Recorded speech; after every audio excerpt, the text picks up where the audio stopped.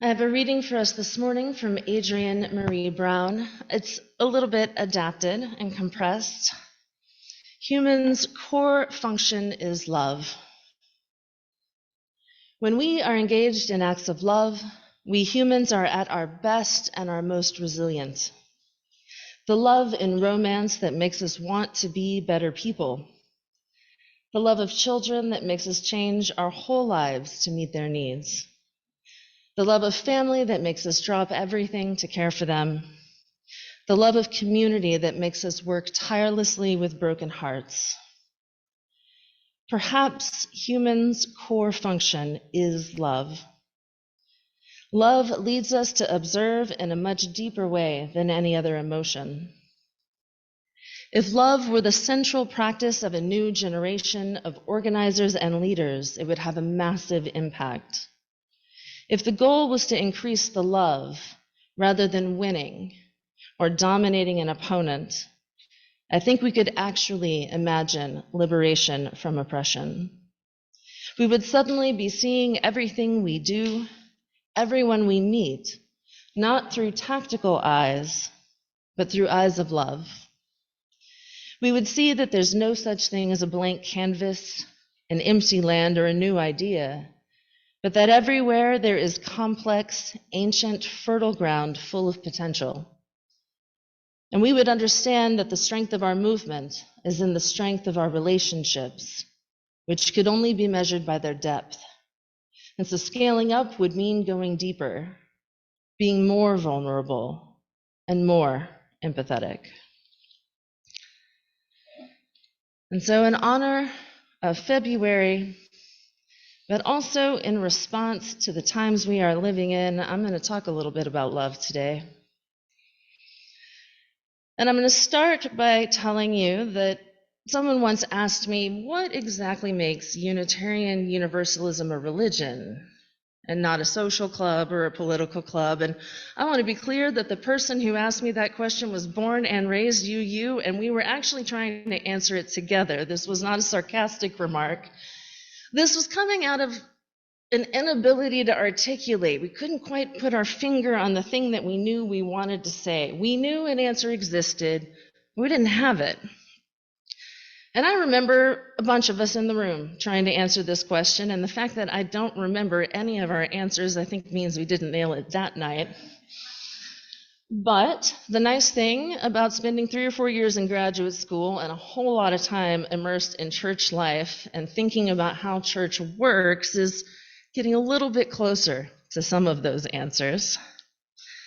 And the answer I have now that is true for me, that I didn't have at that moment, is that we are actually a faithful people.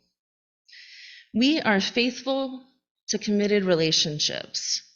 And that's what faithfulness is, in Greek, pistes, pisteos, to be faithful, to be loyal, to be committed. Not necessarily, there's a reason they have to tell you all the time in Scripture that it's in things unseen. It doesn't have to be that. What it is me and you. And in some of our communities, that means covenant, and in some of them, it means caring connection. But wherever it comes from, however it arises, that's what it comes down to at the core, in my experience. We are a religious community because we are faithful to one another. This is about being oriented by relationship. It's about being true. And we might vary in exactly what that means for us, which relationships are most important. We might vary in what we love, but we are always oriented by what we love. And we ground ourselves in love. Those of us with a passion for politics, those of us who really enjoy getting together for food, both of these things are grounded in and fueled by love, not power, not competition, and not even necessarily an intellectual devotion to the true, the good, and the beautiful. It's our hearts.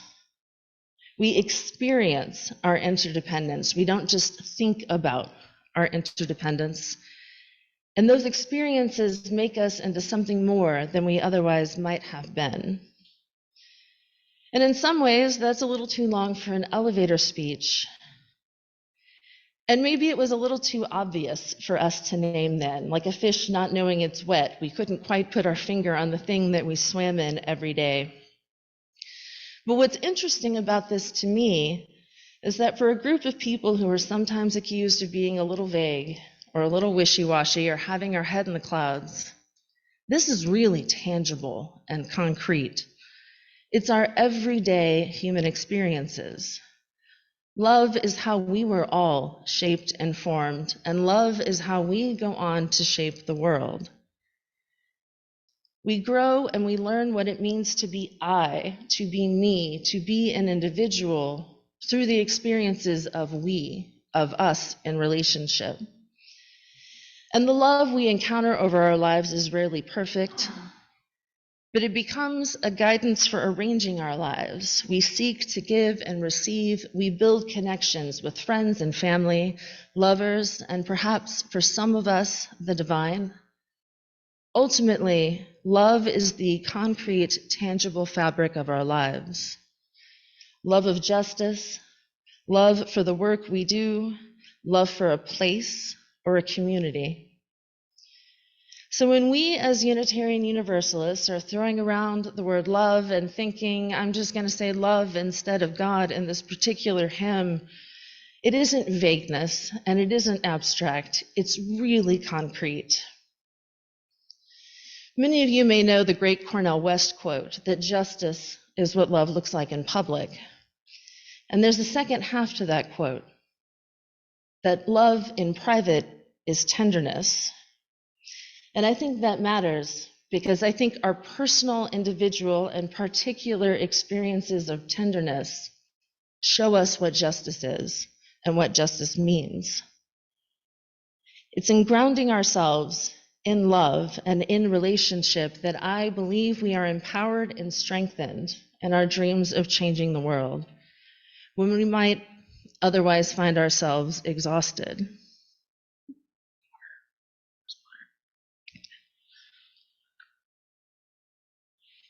And so, as I said earlier, I'm from here, born on the island, grew up here in the 80s and 90s.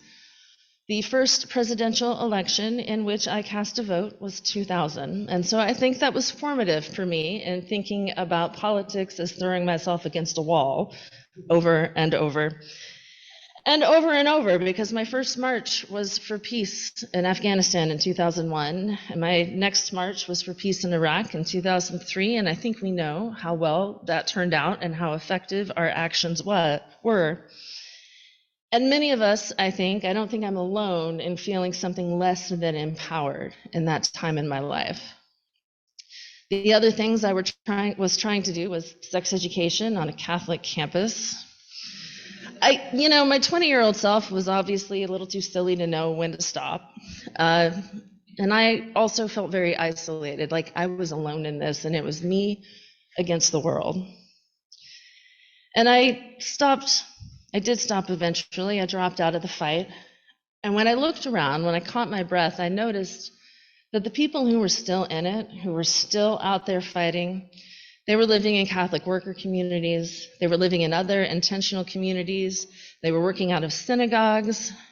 They were otherwise deeply engaged in religious life. The activists that I knew with real staying power were rooted somewhere with people. Every single day, they were encountering each other in tender and intimate relationships of love. And that gave them a little bit of spiritual nourishment to go back out there and do the public work of justice. And so right now, when it seems as if every new law is coming from a place of hatred or shame or disgust, when it feels like everything I stand for is under assault, I need to remember that this isn't about winning the argument. It's not about logic. It's not about reason as much as I would like it to be. In order to actually change something, we've got to change hearts. As much as I really like being right, that's not enough.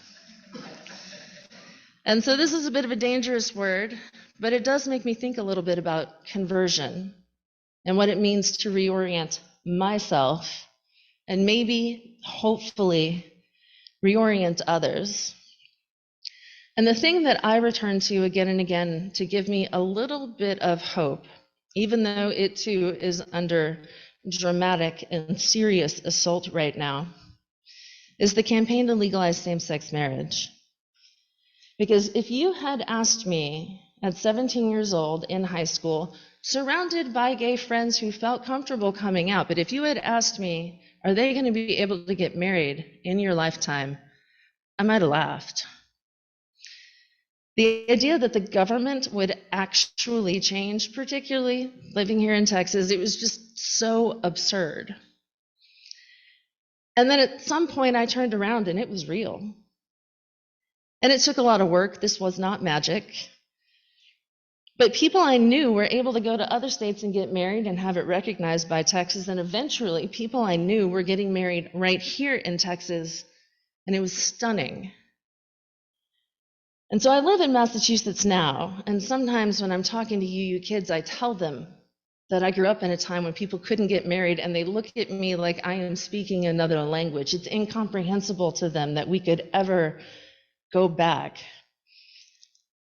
But this shift is in living memory, and I try to convey that to them, that we were there, that people in their communities were there, that they know people in their churches who couldn't get married, that this is right here. And it's right now. And I think one of the reasons that it did happen, that as all of those kids in my high school and in my college were coming out, most of us figured out that someone we know and love is queer. It wasn't some imagined other person. It wasn't an intellectual exercise. It was our cousins. It was our classmates. It was our coworkers. It was our friends. And so what had been abstract, what had been about legislation or an idea of justice, was relevant. This wasn't a philosophical John Rawls exercise, pondering the possibility of what might be fair. It was our friends. This wasn't even commitment to love as a principle. This was real, particular experiences of love. My love for my friends. Your love for your friends, specific, concrete, and tangible in our lives. And I don't know how many minds were changed in this process, their intellectual views shifting. And I don't know how many hearts it changed, because there were a lot of hearts that didn't change, but some did. People I knew changed. Even today, it is terrifying to come out, but I think the visibility and the bravery of that made it real for the majority of people in this country. In a perfect world, it wouldn't take a personal connection for us to have empathy for one another. But I'm not going to turn it down if that's the way it comes. I'll take it. And there is something clarifying about real people in real relationships with one another. When abstract things become real and our hearts become involved and not just our minds, our ordinary, everyday human love becomes a vehicle for hope and faith in a better world. In the past year or so, I was planning a youth service with the young people of a UU congregation. And I asked them, how do you explain us to people? What do you tell your friends at school when they ask what church you go to? Which actually isn't as common a conversation up north as it is down here. But they said, we just tell people we're loved there, that it doesn't matter who we are, that no matter what, we're held in love, and then we can carry that with us when we go out into the world. And I thought it was interesting that kids being raised right now in UUism weren't talking about belief. I think a lot of us come here because we're looking for places that have room for what we do or do not believe. And we talk a lot about a free faith and doctrine, and maybe we come in bearing some religious wounds. But I realized that the reason I stayed here wasn't any of those things. I stay in Unitarian Universalism because I'm loved here and because I love others here. I don't know for how many of us that's true, but I think a lot of us have roots in our communities because we want to experience love, the giving and the receiving. And so looking right now at this precise political moment, at the world around me, and it feels like sometimes the choice is between despair and outrage, between setting everything on fire and giving up. And I don't think that's me. I hear a lot of anger or numbness or despair from friends and from colleagues and even from strangers. I remember that that's just not the whole human story. I remind myself that every day I see people taking care of each other, people forming co-ops and unions, intentional communities, and people falling in love and getting married and making families together. And I remind myself that I know so many people who just roll up their sleeves and get to work in whatever way is available to them. And whether we believe that human beings are made in the image of God, whether we believe that there is a biological capacity for cooperation, either way, we see every day in the world around us the tremendous capacity of the human heart for love. And we know that it's just as real as our urges to competition, and that it's tangible in our everyday, ordinary lives. And indeed, it's often more tangible. And so this makes everything feel a little bit different than it was when I was 20. On a basic level, I'm not alone anymore, and I am grateful every day that I'm part of a community, an immediate congregation that reaches beyond to do the work of justice. I'm sustained by community. I'm personally fueled by caring relationships, by friends and companions on the journey. And it feels different because I have seen love change hearts and minds in my lifetime. And so even as I am watching pressure being brought to bear on those changes, I do still have hope. I'm being sustained in a way that I was not then. I believe that something tangible and real and present in our everyday lives cannot ultimately be smothered, and that it will endure as long as we are faithful and as long as we are willing to show up to fight for what we love and for the people we love. And so in the end, I believe that it is our commitment to love that makes us a true community, a group of people that can call ourselves a religion. We may have come together for freedom of conscience or a commitment to radical democracy or a place to land while we do our justice work. But why have we stayed, and why are we committed to one another? Because we have experienced love here and wherever else we've stopped on our journeys. And I believe we can only truly be free when we imagine what the world might be if love were always placed over profit, over competition, and over power. And I believe it's within our reach because we do know what love looks like. We learn it every day in the intimacy and tenderness of our relationships, in our experiences of the holy, and in our communities. Our vision of beloved community is simply a grander scale, one that transforms the ordinary care of our everyday relationships into the great vision of justice. It is love that lies at the heart of my Unitarian Universalism, and I believe that love can sustain us all in the days to come.